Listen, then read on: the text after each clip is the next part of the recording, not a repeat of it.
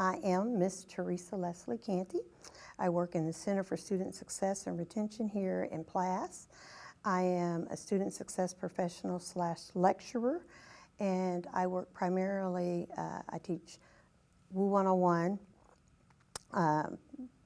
first generation students. What do I love most? Where do I begin? The energy, my drive comes from young people.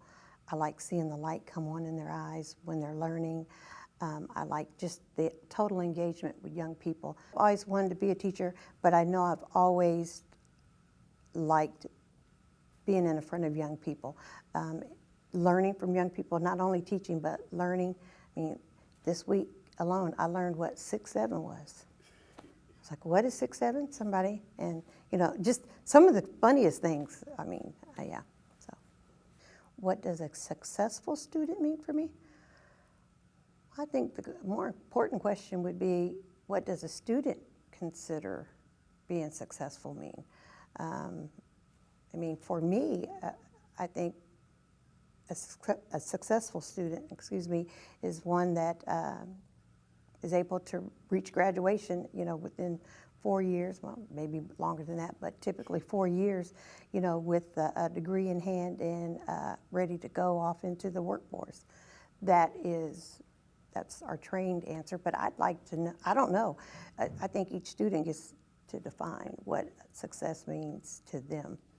Washburn actually offers a lot of resources. They have Feed and BODS, which is a food resource for students and families that they need food. We have career counseling in the career engagement office. That's the title.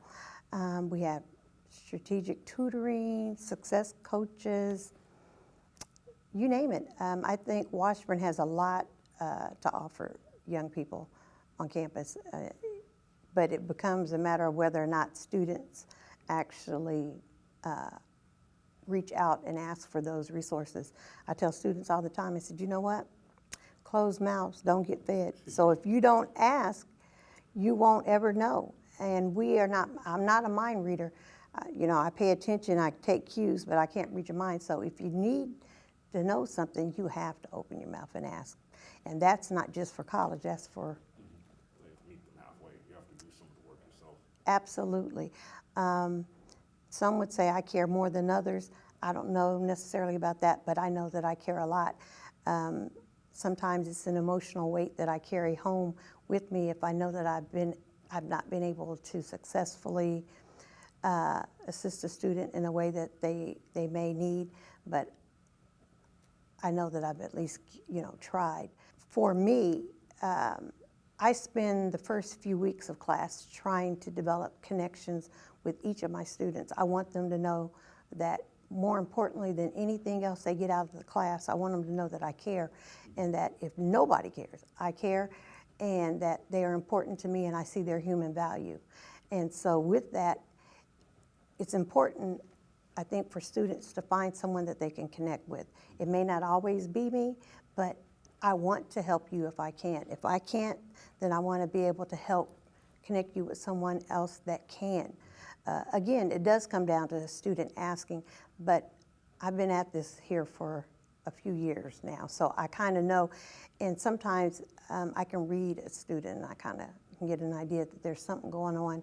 They may or may not want to talk about it. But I keep at it until I can at least, be reasonably sure that they're okay.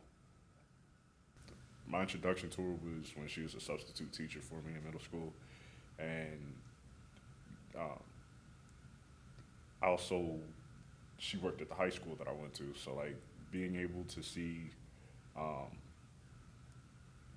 professors or school faculty that look like me, it always served as a really powerful example, and I think this is one of the reasons why I think representation is really important, just because it's important for particularly children to be able to see themselves in different fields and see that different things are capable. It's also really important to see that you have teachers and workers that really care about you and they're so invested into the lives and the well-being of the students that they're working with. It's one of the big things I admire Miss Canty about with how the way she goes about with her job. Even when a student is not treating her the best, she does not view them in a light that this is how it's always going to be. People can change, and people do not always stay the same. And even when it comes to a point when she does encounter those students that ends up kind of staying the same, she tries to find ways to help them find somebody else that they can talk to if they're dealing with a problem. Never ever let someone tell you what you cannot do, ever, because there's always going to be people that tell you that you can't do this or that this isn't what you ought to be doing. That shouldn't be anybody else's decision, just yours. And I tell this story in class that when I was a junior here at Washburn, I became pregnant. I got pregnant, so I'm a junior. My grades are terrible because I didn't go to class, I didn't study, I partied. I did a whole lot of that and not enough of the other stuff. And so as it was, I was on academic probation. And so when my son was born, my grades hadn't improved enough to where not only was I on academic probation, they were kicking me out. And so I came with the game plan of coming to meet with my dean and academic advisor about getting into school, and I was going to pray and plead with her to let me stay in school. And so I brought my baby, who I thought was just the most beautiful baby in the world. I'm not biased, but yeah, he really was. And I brought him, and I showed her my baby, trying to soften her up and everything, and I tell her my whole spiel. And she looked me in my face, and she told me, you know what, Teresa, maybe you're just not college material. She said, but you have a pretty face, so maybe you ought to go into the service industry. Two things could have happened. When she told me that I wasn't college material, I could have just said, you know what, she's right.